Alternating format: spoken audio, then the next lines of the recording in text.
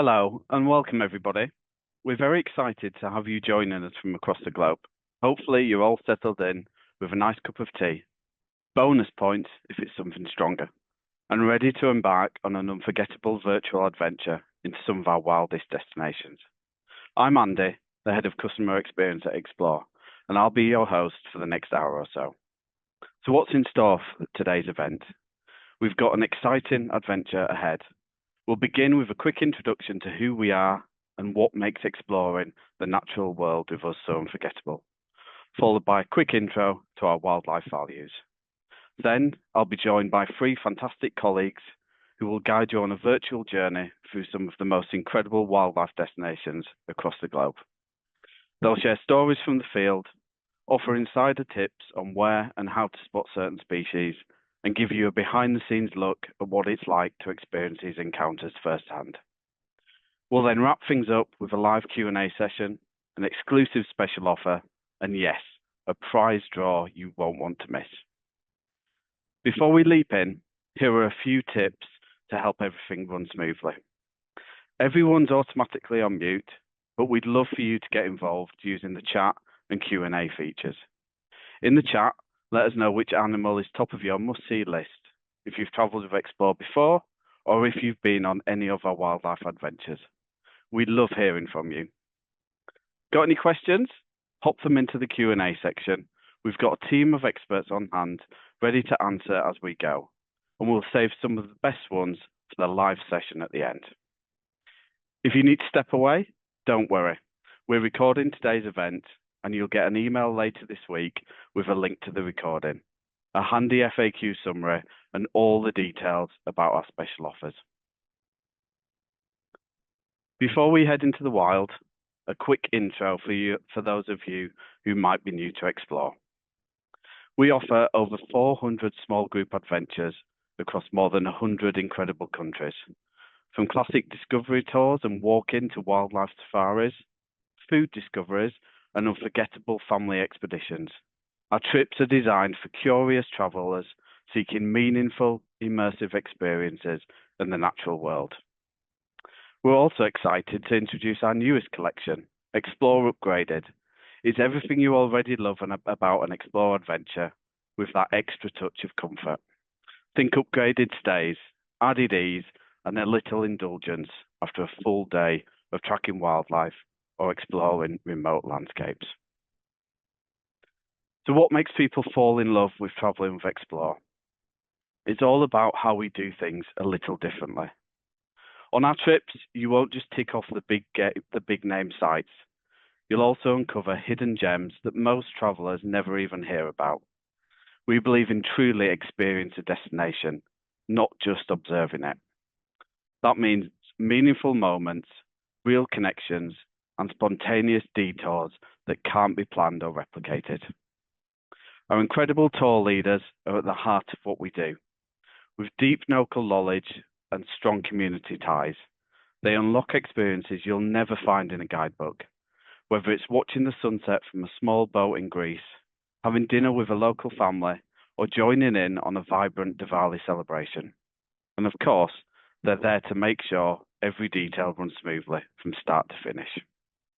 Our small group size, just 11 people on average, strikes a perfect balance. You'll meet fellow curious travellers, but also dive deeper into the heart of a place without feeling like part of a large crowd. And of course, sustainability is at the core of everything we do. We only work with local partners who share our values, and we're committed to making a positive impact everywhere we go. And we're proud to say our travellers recognise this, and they notice the difference. We've received FIFO's Platinum Trusted Service Award with customer ratings consistently over 4.5 out of 5. Plus, we're also a B Corp certificate company, joining a global community of businesses that balance profit with purpose. So I'm absolutely thrilled tonight to be joined by three of our amazing product experts, Isabel, Chris, and Mort. Not only will they be sharing some truly unforgettable wildlife encounters during their presentations, but they're also part of the team answering your questions behind the scenes throughout this event. and we'll be bringing them back live for our Q&A at the end. So you'll have the chance to hear even more from them at that point too. But first, I'd like to very briefly talk about our wildlife policy and the work we do with wildlife projects. Something that is really important to us at Explore is ensuring we travel responsibly and that we take steps to protect the wildlife we visit on tour. We sum up our approach with this statement. We want wildlife to be wild and nature to be natural. Because we know that everyone has a better experience when we give wildlife space to act naturally. We have an animal protection policy with guidelines that our tour leaders follow, so you can just sit back and enjoy your trip knowing that we have it all covered. But we also have another way to support nature and biodiversity. Through the Explore Foundation, we aim to give back that little extra to the destinations we visit. The foundation is a registered charity run by a board of independent trustees, and when you travel on an Explore tour, we'll make a donation on your behalf. The money raised supports grassroots initiatives that empower people, create opportunities, and support nature. One of our latest projects is based in Tanzania, where growing rural communities are increasingly living close to vital wildlife corridors. This can lead to real challenges for the locals, as well as the elephants that are naturally drawn to farmers' crops, putting both livelihoods and food security at risk. Fortunately, nature offers a brilliant solution. Elephants are afraid of bees. By installing simple wire fences fitted with beehives, any disturbances to the fence causes the bees to buzz, gently encouraging elephants to move away while still allowing them to travel freely along the corridor. The beehives also provide an extra benefit. The harvested honey is sold to tourist lodges by a women's collective, creating an important new source of income. The Explore Foundation has already funded 1 kilometre of this fencing, equivalent to 50 beehives. Scan the QR code below to visit our website and learn more about this remarkable project and help us double our impact by supporting another 50 beehives. Now, let's move from bees and elephants to other exciting wildlife. We've got 3 amazing journeys lined up for you today. Each one will offer a window into some incredible wildlife experiences. And all of these trips are rated 4 or above on our wildlife rating. First, we'll head to Costa Rica, where lush rainforests set the stage for once-in-a-lifetime encounters with some pretty unique wildlife. Then it's off to Botswana and Zimbabwe, where sweeping savannas bring the classic safari life to dream. Finally, we'll travel to India, which is home to the Royal Bengal tiger. Now, let's get started. I'd like to welcome Isabel, who will take you to Costa Rica. Over to you, Isabel.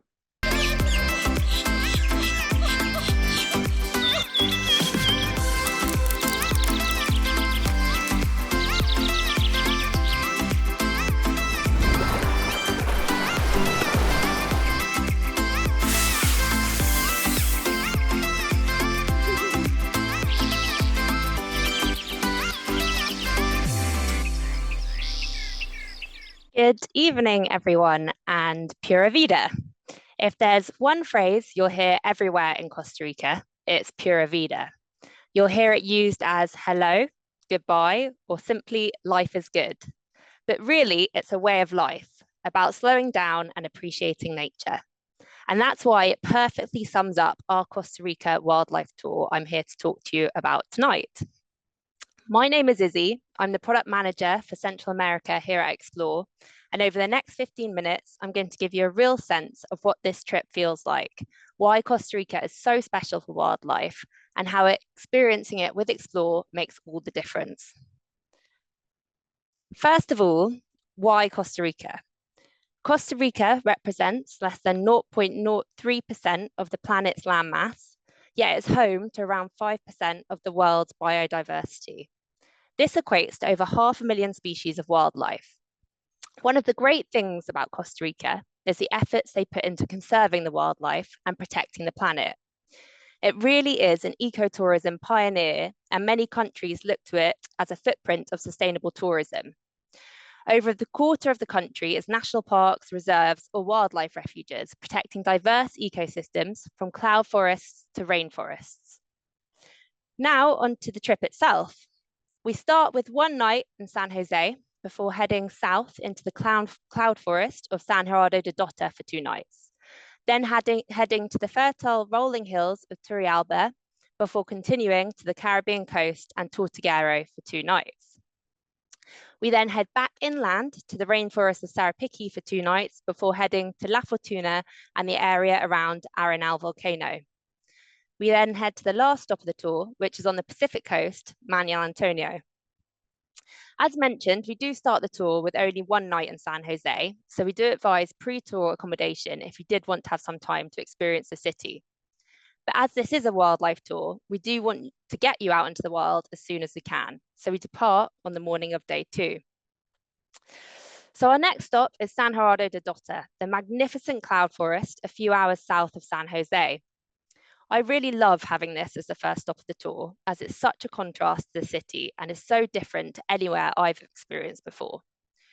Located at 2,200 meters above sea level, the first thing you'll notice is that the temperature drops quite dramatically, and especially at night, we do suggest a warm layer. How I would describe the cloud forest is simply alive. There is just so much green and life everywhere you look. Moss-covered tree trunks and incredible bird life. It really feels like the setting of a fairy tale book. The accommodation we use in San Gerardo de Dota is possibly my favorite of the whole trip. Think hillside log cabins with big duvets and cozy communal areas. I stayed in Trojan Lodge when I was there in November, and the setting completely blew me away. All of the lodges we use are of a similar standard, and there are plenty of walking and bird watching opportunities straight from the accommodation. So why do we go to San Gerardo de Dota? We actually used to visit Monteverde, the more well-known cloud forest in the Tillaran mountain range to the north. Monteverde is fantastic, but it's become very popular. San Gerardo de Dota in the Savegre Valley offers a much quieter and more immersive cloud forest experience, with excellent wildlife spotting opportunities. One of the main reasons people come to this area is for the chance to see the elusive resplendent quetzal. And even if you don't consider yourself a birder, I promise you that the sight of this bird will excite anyone. I was lucky enough to see one on my recent trip, and watching it fly with that incredibly long tail is honestly something I'll never forget. Although the quetzal is very much the star of the show here, there's plenty of other fantastic bird life, from flame-coloured tanagers to the fiery-throated hummingbird. I have never seen so many hummingbirds in one place. It was simply magnificent. It's a really relaxed start to the trip, perfect after a long haul flight, but it still delivers a real wildlife wow factor. Honestly, it will blow you away from day 2. From the cool cloud forest of San Gerardo, we then head into a completely different side of Costa Rica, the warm rolling hills of Turrialba, set in the fertile valley surrounded by volcanoes. You really feel the change here. The air is warmer, the landscape opens up, and agriculture becomes part of everyday life. Turrialba gives us one of my favorite things about this trip, which is choice. For those of you looking for adrenaline, we include a whitewater rafting experience on the spectacular Pacure River. It's exhilarating, but it's also incredibly scenic. As you wind your way along the river, you're surrounded by rainforest with plenty of chances to spot wildlife along the river banks. I love that we've included this excursion, as the feedback from those who opt to do it is that it's often one of their top highlights of the whole trip. And if whitewater rafting isn't for you, the alternative couldn't be more different. Instead, we visit Cartier, an internationally recognized centre focused on sustainable agriculture and rural development. We enjoy a guided walk through the botanical gardens, learning about tropical plants and Costa Rica's approach to sustainability, a fascinating and very Costa Rican experience all on dry land. From Turrialba, we then head to the Caribbean coast and into the waterways of Tortuguero, another big highlight of the trip and one of the most unique destinations in Costa Rica. Tortuguero is only accessible by boat or small plane, so the journey itself already feels like part of the adventure. We travel by boat, spending around 45 minutes cruising along the river before arriving at one of our lodges, surrounded by jungle and waterways. A real standout of Tortuguero is our early morning boat trip, gliding quietly through the waterways as the forest wakes up. It's an incredible way to spot wildlife in its natural environment. Costa Rica may be a small country, but the weather here is incredibly localized, and Tortuguero is known for being very lush, which usually means quite a bit of rain. When I visited in November, it certainly lived up to that reputation, but it honestly didn't dampen the experience at all. Armed with rain jackets and waterproof trousers, the group stayed in great spirits, and many said Tortuguero was the highlight of their entire trip. And the wildlife absolutely delivers. We spotted caiman and crocodiles, the famous Jesus Christ lizard running across the water, howler, spider, and capuchin monkeys moving through the trees, a sloth, and an incredible variety of bird life, including scarlet macaws and the wonderful bare-throated tiger heron. And if you're lucky enough to visit during turtle nesting season from July to October, Tortuguero offers something very special indeed. Hundreds of green turtles come ashore at night to lay their eggs, and with local conservationists, you can witness this extraordinary natural event safely and responsibly. From Tortuguero, we travel inland to Sarapiqui, where we spend the next 2 nights at a rainforest lodge surrounded by dense jungle. This is one of those places where the wildlife really starts right on your doorstep. Even around the lodge itself, you may spot colourful bird life, such as the keel-billed toucan, red-legged honey creepers, and the collared arakai. One of the real highlights here is the guided night walk. Once the sun goes down, the rainforest comes alive in a completely different way. Armed with torches, we head out to search for some of Costa Rica's more unusual creatures, including the tiny but striking strawberry poison dart frog, also known as the blue jeans frog, as well as snakes, spiders, and if we're lucky, even an anteater. It's fascinating and a brilliant reminder of just how much life is hidden in the rainforest after dark. From Sarapiqui, we then head to La Fortuna, dominated by one of Costa Rica's most iconic sites, the perfectly conical Arenal volcano. We spend 2 nights here with a full free day to enjoy the area at your own pace. One of the most popular activities is the Hanging Bridges tour, where you'll walk across a series of suspension bridges high in the rainforest canopy. It's a fantastic way to experience the forest from a completely different perspective, and the wildlife spotting here is excellent. You may see toucans, motmots, and tanagers, as well as iguanas, lizards, and frogs, and often howler or white-faced monkeys moving through the trees below. For those looking for something more adventurous, there's also the option to go ziplining, soaring above the rainforest for a real adrenaline rush. Arenal is all about choice, whether you want a relaxed wildlife experience or something a little more exhilarating. The final part of the trip takes us to the Pacific coast and Manuel Antonio, where we spend 3 nights, and it's the perfect place to end the journey. This is where Costa Rica's rainforest meets its picture-perfect beaches, and after days of wildlife exploration, it feels like a real reward. Manuel Antonio National Park truly does live up to the hype, and while it has grown in popularity over the years, this experience remains fantastic, with some of the easiest and most rewarding wildlife viewing in the country. Hope to see sloths, monkeys, iguanas, a porcupine, and a wide variety of bird life, often just a short walk from the entrance. The main trails are well maintained and easy to walk, with the option to explore some more undulating routes if you'd like to get up higher for some spectacular views. We also have a free day here, giving you the choice to revisit the national park, explore further, or simply relax on the beach and enjoy the Pacific coast. A wonderful way to round off an unforgettable wildlife journey through Costa Rica. So that's a trip, and I hope I've given you a real sense of what to expect from our Costa Rica wildlife tour. A little bit on accommodation. So throughout the journey, we do stay in small, locally run, eco-friendly lodges and hotels, carefully chosen for both their comfort and their location. They aren't just places to sleep, they're part of the experience, often surrounded by nature and wildlife. So here we've got one of the lodges we use in Tortuguero, Pachira Lodge, which is the one with the turtle-shaped swimming pool there. And then also top right is Trogon Lodge in San Gerardo de Dota. So you can see kind of log cabin vibes right in the midst of the jungle and the cloud forest there. So one of the biggest strengths of this tour is our tour leaders. Our Costa Rica leaders are absolutely outstanding, particularly when it comes to spotting and identifying wildlife. They all carry telescopes, so everyone in the group can get that close-up view. And their knowledge and their passion for Costa Rica's wildlife and conservation really brings the experience to life. There are also a few inclusions that I haven't had time to go into detail on, such as a coffee tour, a chocolate tour, and a volcano walk. So while this is very much a wildlife focused trip, it offers a real well-rounded experience of Costa Rica as a whole. So to summarize, this is a 15-day journey through one of the most biodiverse countries on the planet, staying in comfortable eco-lodges and hotels, led by expert guides and designed to give you the best possible wildlife encounters. Costa Rica truly is a year-round destination, and we operate this tour every month except for June. And while you can expect some rain at any time of year, that's exactly what keeps the country so green and full of life. So if you'd like to see the green turtles nesting in Tortuguero, July through to September is ideal. If you prefer drier conditions, bearing in mind that you'll probably still get some rain, December to April is a great choice. And if fewer crowds appeal, then May or November can be a fantastic time to travel. Costa Rica is a truly unique wildlife destination, from sloths and toucans to the spectacular quetzal.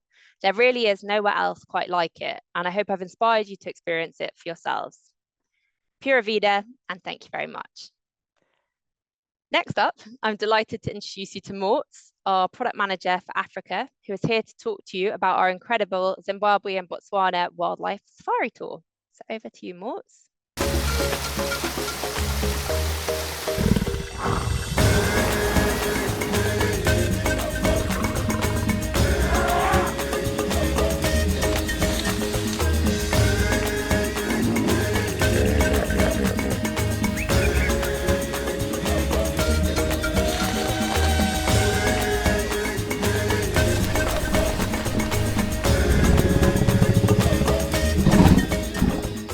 Fantastic. Thank you very much, Izzy. My name is Mort. I'm the product manager for Africa here at Explore. And yeah, from colorful Costa Rica to something completely different now. Our newly launched Ultimate African Safari Tour, combining not just one, but two incredible safari destinations, Botswana and Zimbabwe. It's a 14 days, 13-night trip. And over the next 10-15 minutes, I'll try to attempt to break this down into smaller pieces to talk you through exactly what awaits you. So if we can get the next slide up, fantastic, there we go. So as you'll see on the map here, the trip starts and finishes in Victoria Falls before it moves clockwise from Victoria Falls down to Hwange in Zimbabwe, down to Motopos, and then we cross into Botswana to Makadikadi National Park before we go into the Triple Diamond of Moremi, Savuti, and Chobe National Park. And then we do a nice little loop back in Victoria Falls again.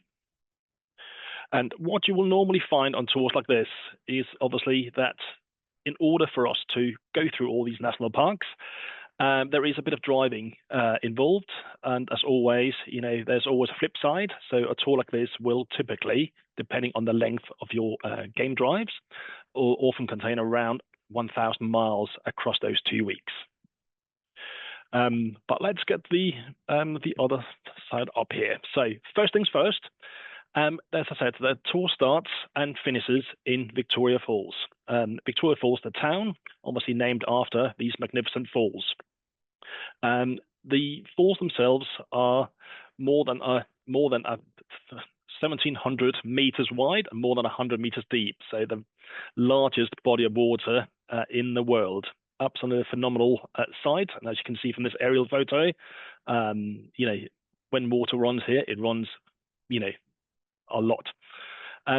We travel here to Botswana and Zimbabwe between May and November. And if you want the waterfalls in full flow, we recommend you travel as early in the season as possible, between May and July. Whereas if you travel later in the year, between September and November, there will be a little less water in the waterfall, but obviously it will still be absolutely amazing. There will still be water. It never runs dry. And I'm just going to come over here. And if we can move on to the next slide, please. After having experienced Victoria Falls, obviously you start there and you finish there, as I said earlier, we would normally recommend that if you want to explore it further, you arrive one day earlier or you stay one day later, because we will explore the falls in greater details on our return to Victoria Falls. Our first national park, which we'll visit, is within Zimbabwe. We'll travel for just under 4 hours to Hwange National Park. It's the largest national park in Zimbabwe. It's a national park that really got me into safaris and into Africa. It's the first place in Africa I visited. And it is one of the few places in Africa where they have an increasing population of African wild dogs. You can see them on the right here. On top of that, they have more than 100 different mammals on the ground, including the big five, more than 400 different bird species. And obviously, with everything in Africa, I've seen it in the chat, you all love elephants. Whilst Botswana has the highest population of elephants anywhere on the planet, Zimbabwe has the second largest population, with around 80,000 individual elephants roaming the country. Around half of those, so around 40,000, call Hwange home. So great chance to spot elephants. And our next national park will be Matopos. Aren't they beautiful? It's Matopos National Park. It's a slightly longer drive to get there, approximately 5 to 6 hours from Hwange National Park. In fact, this park was founded exactly 100 years ago, January 1926. It used to be called Cecil Rhodes National Park. So if anyone's ever heard about the line Cecil Rhodes or Rhodes, it is named after this particular park here. The contrast between this park and Hwange National Park is quite significant. Whilst Hwange has flat land, very green, very grassy, in Matopos National Park, you'll have big boulders, you'll have caves, lots of cave paintings, and significantly more undulating terrain. You won't have any elephants here, and you won't have any big cats like lions. You do have one of the healthiest populations of leopard anywhere on the continent, which is a great advantage. And you also have a healthy population of white rhino. And white rhino is particularly the reason why I've included this particular national park on this tour, because on our 4th day in country, we will go on a walking safari. So a walking safari is, in my book, one of the most intimate and one of the most exciting ways to explore any safari park. The walk itself isn't as strenuous as it sounds. It's usually a 3 to 4 hour walk, approximately 5 to 7 miles in total. You'll be guided by an armed ranger and trackers, and obviously seeing the obvious, the white rhino, which we all hope you'll see. There's also a huge number of antelope, kudu, zebra, and a whole load of other wildlife you'll be able to see on this walking safari. Moving on from Matopos National Park, let's look at the next slide up, please. There we go. We start our journey into Botswana. Our journey to Botswana is our longest day on this tour. The drive itself is easily 6 to 8 hours, so we need to obviously balance expectations here. It is a long drive. It includes a border crossing. It's a road crossing. And our first stop in Botswana is the Makati, technically a national park, but as you can see here, it doesn't necessarily look like a typical national park. It also doesn't sport any of the typical wildlife you'll see in Botswana or Zimbabwe. If you're really lucky, you might be able to spot desert-adapted elephants or desert-adapted lions. However, that is very, very rare. And desert-adapted lions, think Scar from Lion King, much darker manes, significantly smaller, and usually living solo. What the Makati salt pans do have, though, is they have meerkats. Meerkats are obviously, who doesn't like meerkats? Let's be honest. And whilst we have a stop here in Makati, we will spend half a day tracking and exploring meerkats with a local biologist, and we'll get to know these curious little creatures. Once we've had our experience on the salt pan, next slide, please, we will move on to, drumroll, elephants. So, as I said before, I've seen a lot of you talk about elephants in the chat, which really makes me happy. As mentioned earlier, Botswana has the highest concentration of elephants in the world. More than 120,000 individual elephants lives there. The majority lives up in the northern part of the country, which is great because that's where we are. And whilst we're in Botswana, we're visiting 3 national parks. They're all linked together, so it's not like you leave a gate and you enter a new gate. So they're all linked together. The first one is Moremi, and then you've got Savuti, and then you'll end up in Chobe. For the first 2 national parks I mentioned, both Moremi and Savuti, will be wild camping, something that was absolutely unheard of 10, 15 years ago. But we'll be wild camping in dome tents, single or double occupancy or twin setup, on proper beds with proper bedding, with an ensuite bucket shower and sit-upon toilet. And to me, that is, as I said with the walk safari earlier, an incredibly intimate way of experiencing a wildlife safari, and in my book, the only real way to do it. It is not unusual to have wild dogs, giraffes, zebras walking through camp at meal times, something that is always a great experience. It's also not unusual to hear lions roar nearby at night time. And whilst we wild camp, whilst it is simple, it is primitive, we will have a full team of staff cooking for us over the open fire. They'll set our tents up, they'll pack the tents down when we move on, and they'll fully cater for all the needs. Whilst we're in Moremi and whilst we're in Savuti, we will go on a number of game drives. And the thing about safaris in Africa is they usually start very, very early. So it's not unusual to have to leave the camp around 4 o'clock or 4:30 before sunrise to get to the best spots. It's also not unusual to return back to camp before noon for a bit of a rest and a lie down.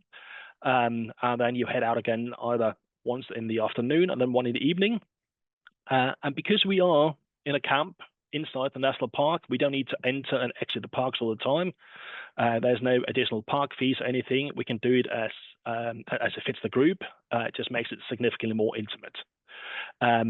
Once we've done our 3 nights of camping, which, as I said, is basic, we move up to Chobe National Park, home to the majority of the elephants I mentioned before.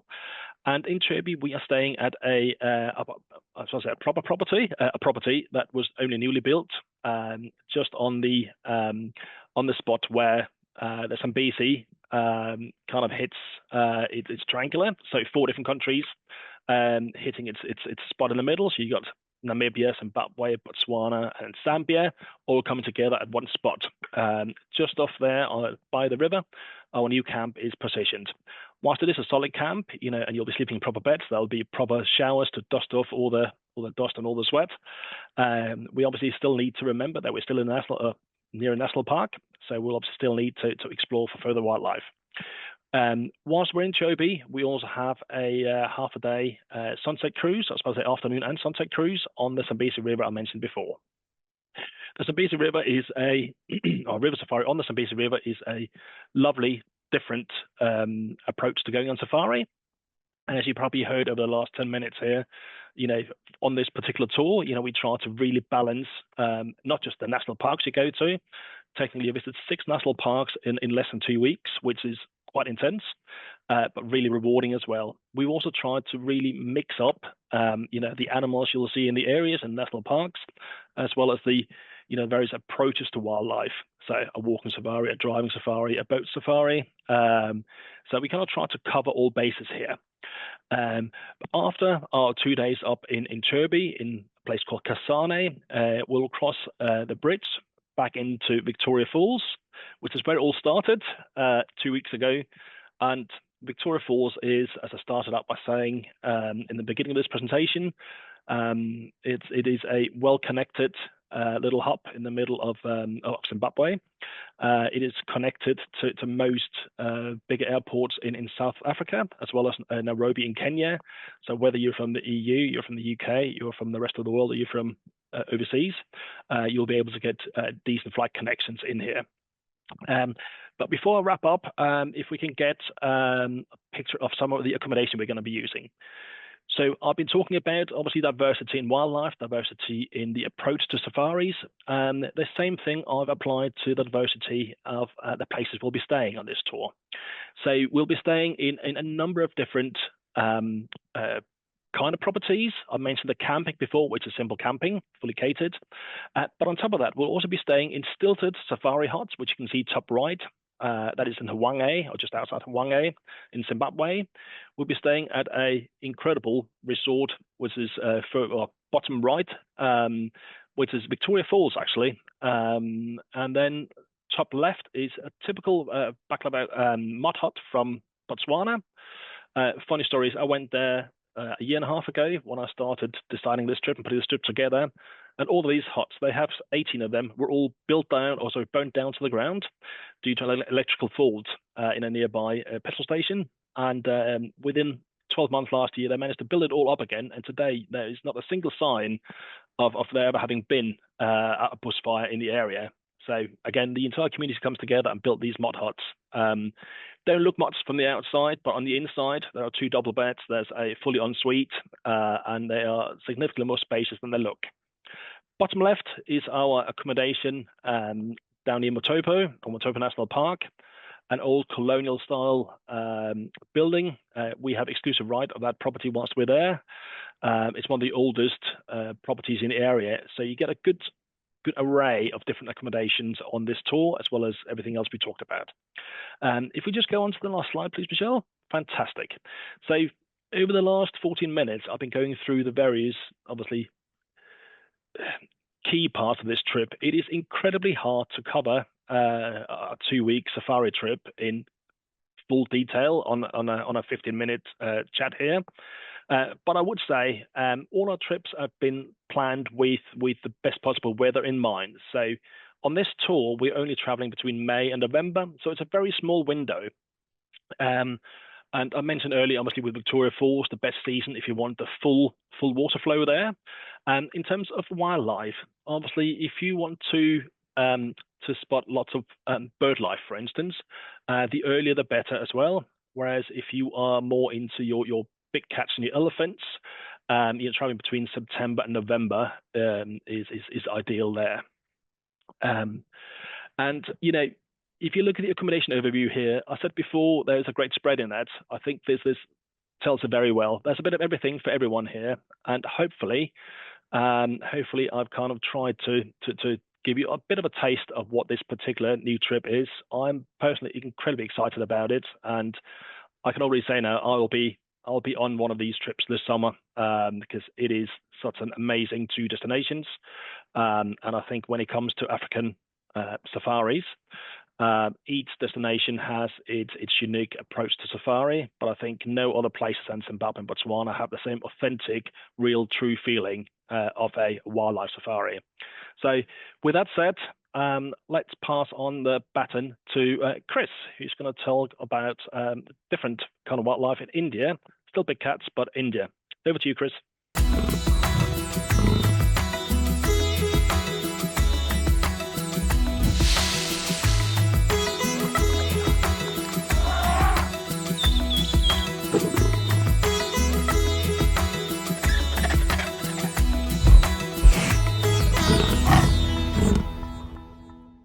Hello, everybody. Thanks for that, Morts. That sounds amazing. So I'm Chris. I'm the product program manager here at Explore, and quite frankly, I love India, and I am thrilled to be here tonight to talk to you about one of my favorite trips, our India Wildlife Safari. So this trip focuses on the beautiful parks of central India, taking in 3 states, Rajasthan, Uttar Pradesh, and Madhya Pradesh, a fairly lesser visited to part of India. But before I talk to you through the itinerary tonight, I just wanted to take a moment to talk about how this trip came about. So when we put trips together, we obviously always want to bear in mind our carbon footprint, and we kind of have a think about how we can reduce it as much as possible, or in many cases, what we can do to eliminate that. And one of the biggest levers we can pull is to look at internal flights and reducing them or eliminating them. So with this trip, I set out with the mission to put a trip together without an internal flight.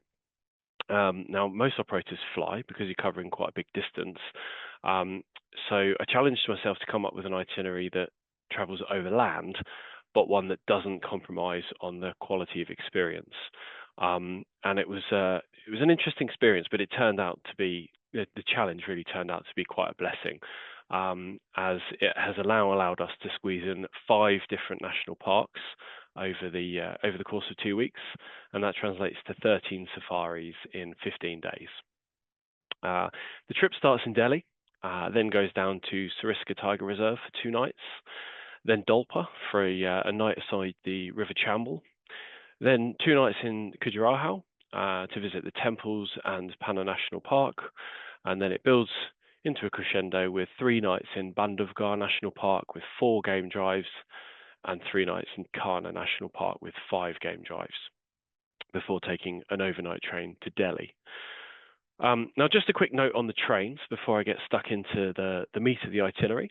When we travel on trains, it's usually reserved in 2-tier AC, in a kind of 1 up, 1 down bunk configuration, with Western toilets at either end of the carriage. And I think it's fair to say, to be honest with you, that Indian trains have really come on quite a lot in the past few years and are now clean and comfortable. Fresh bedding is provided, and snacks and drinks are sold along the train. I've done quite a few, and for me, it really always adds to the experience, opportunity to meet local people and travel in such a local way. I love it. So, why these national parks? Well, for me, it's the variety that these parks bring, to be honest with you, both in terms of the topography and the scenery, but also for the wildlife experiences. So I just wanted to take a little bit of time to break down each of the national parks and what they'll bring to the itinerary. So starting with Sariska, well, that's a bit of a success story. Back in terms of Indian conservation. So back in the early 2000s, it was thought that Sariska had pretty much lost its whole population of tigers. And a huge repopulation effort was mounted with tiger numbers that have steadily grown. And now in the present day, there's thought to be over 20 tigers there. And aside from that, when tourism boomed in the sort of mid-2000s, if you wanted to do a tiger safari on the kind of popular Golden Triangle route, Ranthambore became the obvious choice because it had more tigers. And even now, to this day, Sariska is kind of still overlooked, despite the now high chances of sightings. So it offers a pretty good choice, a bit of a quieter choice compared to its busier, more well-known neighbour of Ranthambore. In terms of what it looks like, it's in the Aravalli Hills in Rajasthan. So the topography is rocky hills, dry forests, and scrubland, and that makes it quite a different experience to the other parks. Next, we move on to the National Chambal Sanctuary, and that's in a protected area of Uttar Pradesh along the Chambal River, which again makes it a different experience because the safari here is taken by a riverboat. So rather than looking for land mammals, we're looking for aquatic sightings, which I'll talk a little bit more about later. Then we move on to Panna National Park. It's a gorgeous park with the Ken River flowing right through its core. Panna has kind of thick teak forests, wide plateaus, and big cascading waterfalls. Now, it is less known for its tigers, although, to be fair, there are still reasonable chance of spotting one, but it's better known for its bird life, like vultures, eagles, and of course, deer and several cat species. Then the trip visits arguably 2 of the best parks for tiger sightings and actually wildlife sightings in general, and that's Bandhavgarh and Kanha. Now, Bandhavgarh is a smaller park, and it's pretty well known because it boasts the highest population of density of tigers in the world on account of its size. And its topography of kind of high grasslands, sal and bamboo forests mean it's pretty much the perfect hunting ground for tigers to hunt these large deer populations that live in the park.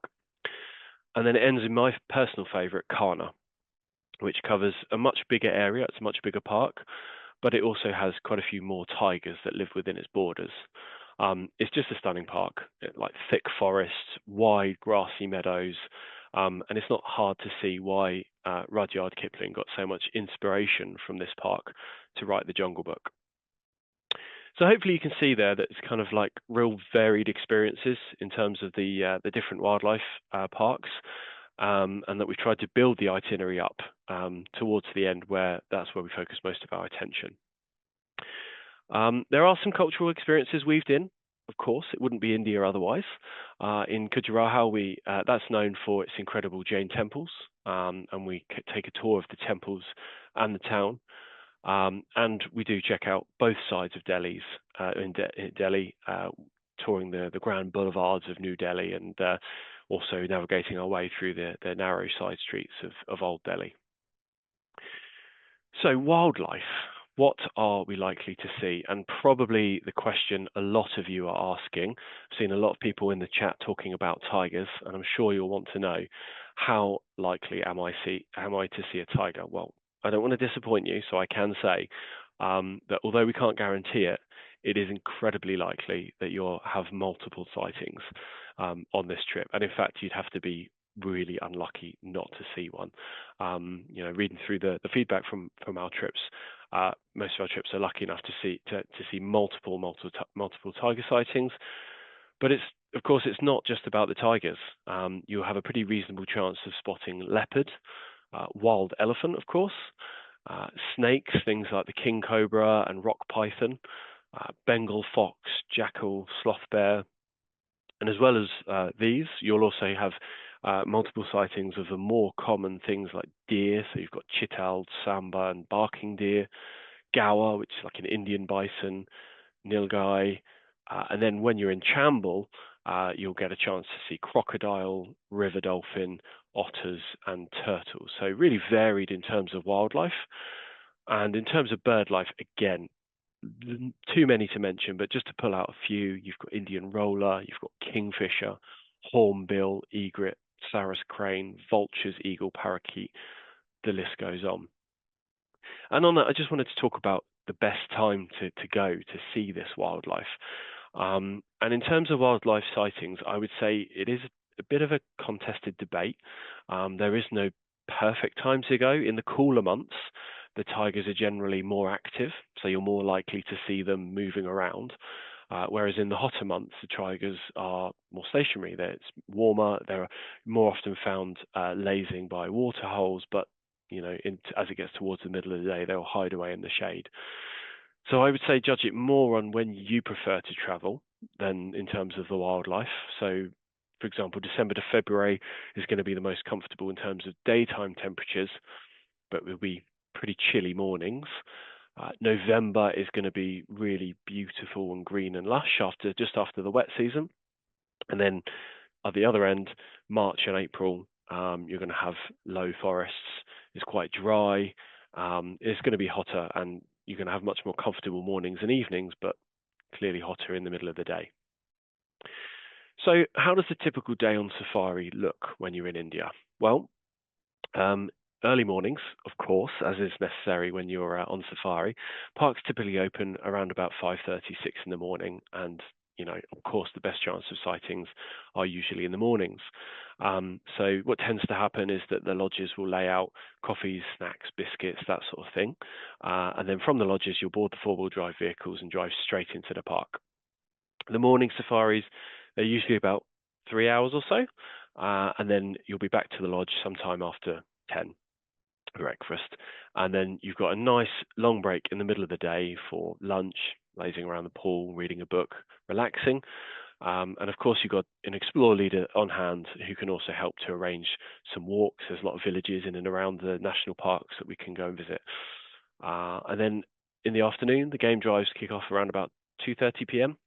And then they go on to just before sunset, and then evening meals are generally taken at the lodge.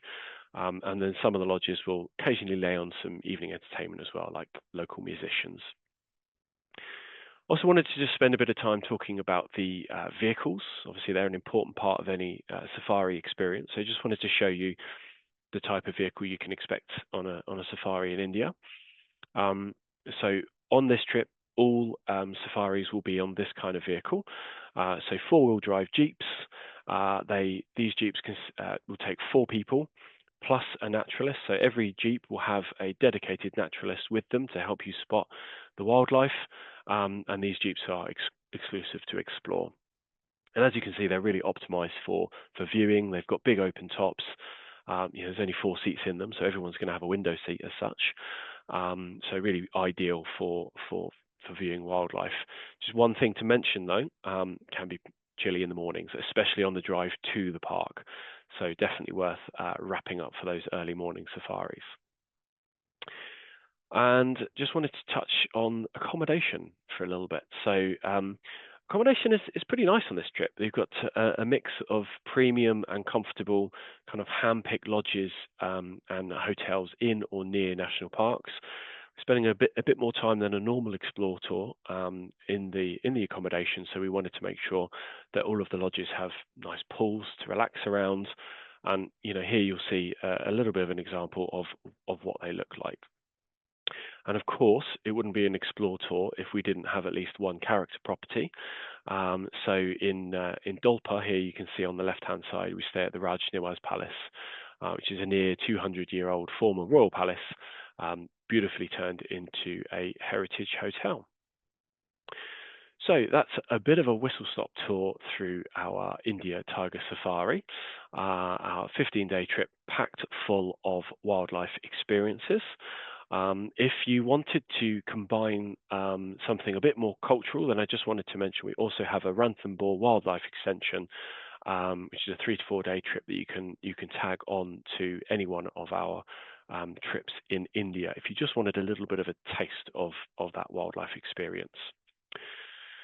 But before I finish and hand back to Andy, I just wanted to briefly mention 3 more trips that we've picked out that we think offer some more fantastic wildlife experiences. So first up, our Discover Belize trip. It's a really interesting blend of Mayan sites, tropical rainforest, and frankly, some of the best snorkeling in the world, all taken in with a laid-back Caribbean vibe. Here you can spot howler monkeys, toucans, and if you are really lucky, perhaps a jaguar, and snorkel amongst turtles and tropical fish in the so-called Shark Ray Alley. Or, if your preference lies in land and in the mountains, you might want to consider our Uganda and Rwanda discovery. We get the chance to be up close but not so personal with these gentle giants, the mountain gorillas, watching them play, eat, and kind of just go about their day in their natural habitat. As well as gorillas, there's a chance to spot leopard, golden monkeys, and a host of bird life. And finally, we've picked out the Borneo Wildlife Highlights, which is a 10-day tour through the wildlife-packed state of Sabah. Here you'll get the chance to see the great work being done at Sepilok Orangutan Sanctuary, as well as going out in search of proboscis monkeys, pygmy elephants, and tarsiers on both river cruises and on jungle treks.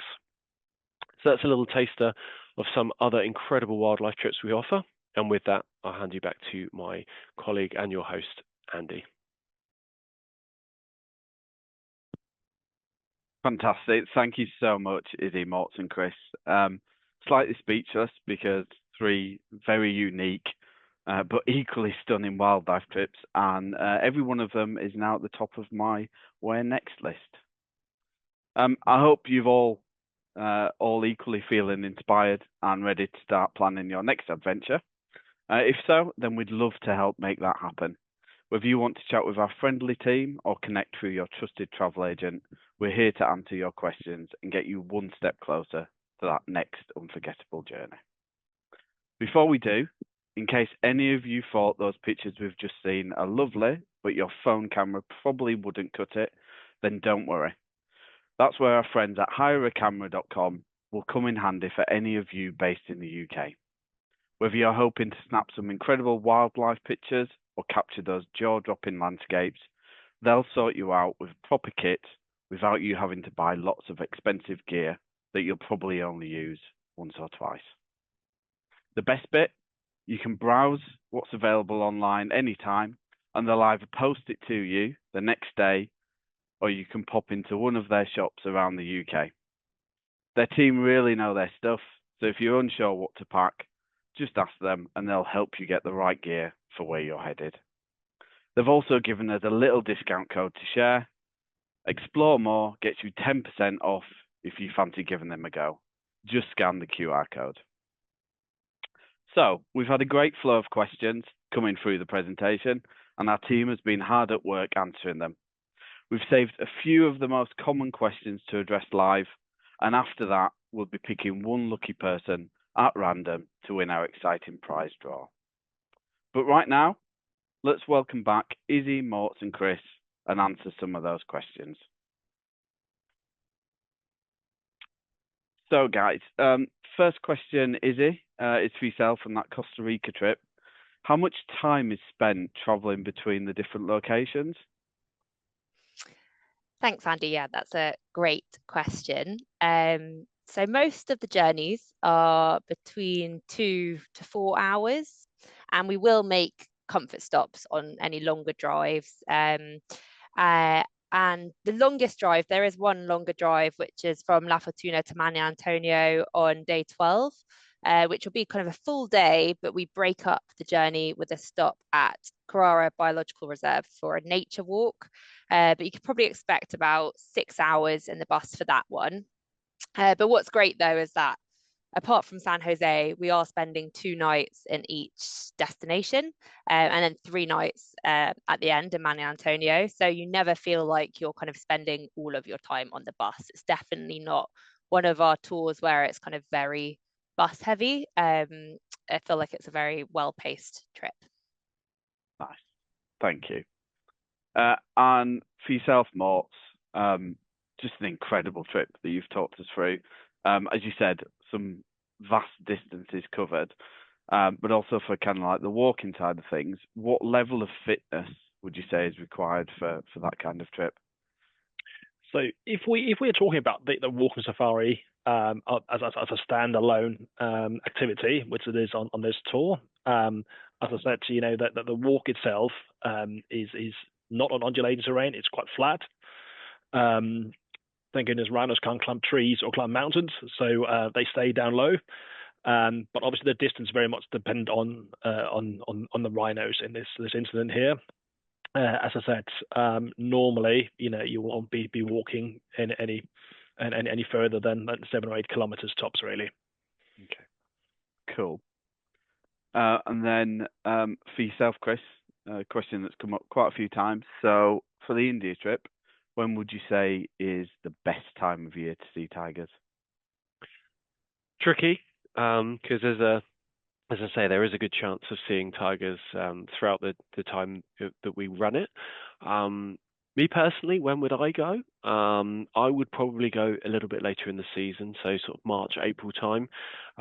It's a bit drier, so grasses are a little bit lower, visibility is a little bit better, and the tiger's behaviour is a bit more predictable at that time of year. So good chance across the season, but I would say for me personally, I'd look at sort of March, April time. Cool, thanks. And just one last question, actually, just on that trip. The overnight trains, you touched on a little bit of about what they're like, but is there an opportunity to upgrade to like a first class or a higher class train if needed? Yeah, we can certainly request it. Some of the trains are limited in terms of the number of first-class cabins they have, and they do sell out really quickly. Train sales go on sale 120 days before departure, and then they sell out very, very quickly. So we can certainly request it. Of a sort of first-class cabin, if you like, is a private cabin, 2-berth cabin. But honestly, I think the 2-tier cabins that we book are really comfortable. And we'll all travel together in sort of close vicinity as a group, so I highly recommend it. Part of that experience, isn't it? Indian train journeys are just pretty cool to do. Cool. Thank you very much, guys. So the team is still busy answering the questions in the Q&A session. If we've not got to yours, don't worry, we will. We'll be sharing some of those most frequently asked questions and the answers with the event recording when we email it out. And of course, we're just a call or an email away if there's anything that you want to ask us regarding anything else. Next up is our prize draw. One lucky winner will win a pair of binoculars to take on your next wildlife adventure. We've selected one person at random, and the winner is Mark Brower. Congratulations, Mark. We'll be in touch with you shortly via email to get your prize sorted. If you've enjoyed tonight and our digital event, we'd love you to see more. We've got you covered. Our next adventure is on the 17th of March, and that will lead us to some of the best destinations in South America. Patagonia in Argentina, Peru, and Colombia are all waiting to be discovered. Sign up now to make sure you don't miss it. Thank you to everyone for joining us today and getting involved in the Q&A and chat. It's been a real pleasure to see all the conversations and the excitement about our wildlife tours. Keep an eye on your inbox over the next few days for an email with this event recording and a quick feedback survey. We'd love to hear all your thoughts. I really hope you've enjoyed this journey, and until next time, goodbye, happy travels, and thank you.